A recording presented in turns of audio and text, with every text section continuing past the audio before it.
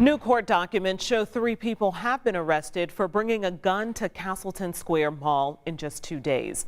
It all started Friday afternoon when one man was shot and injured. Our Rachel Krause breaks down the latest with the mall and why experts say these incidents could impact how people shop.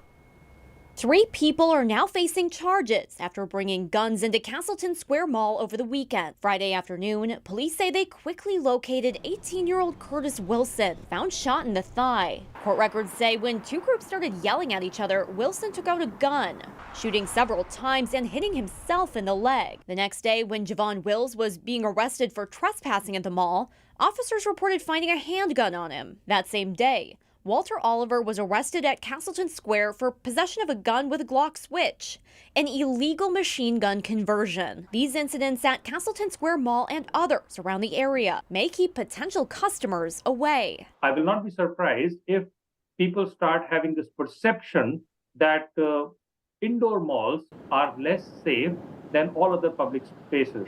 In response, people will unsurprisingly avoid these indoor malls and may start choosing open air shopping centers or malls and even online shopping. Vivek Ashtavansh with IU's Kelly School of Business says malls and businesses need to take action to protect customers and rebuild trust. There is, I think, a greater responsibility for the owners and operators of shopping malls that they must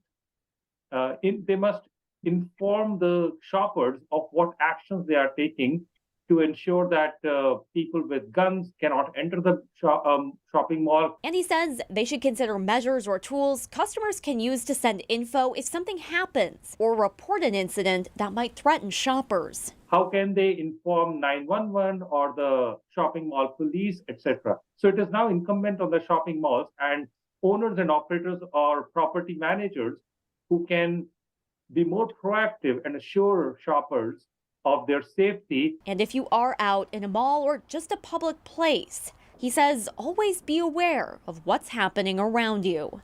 In Indianapolis, Rachel Krause, 13 News. Police have been called to several notable situations over the years at Castleton Square. Just this year, a teenager died after a shooting outside the mall, and another man was hurt in the shooting. In July of 2021, one person was shot and injured inside the mall. Then a year earlier, in June of 2020, police in the area heard shots fired near one of the mall entrances. They found a man who'd been shot. He later died.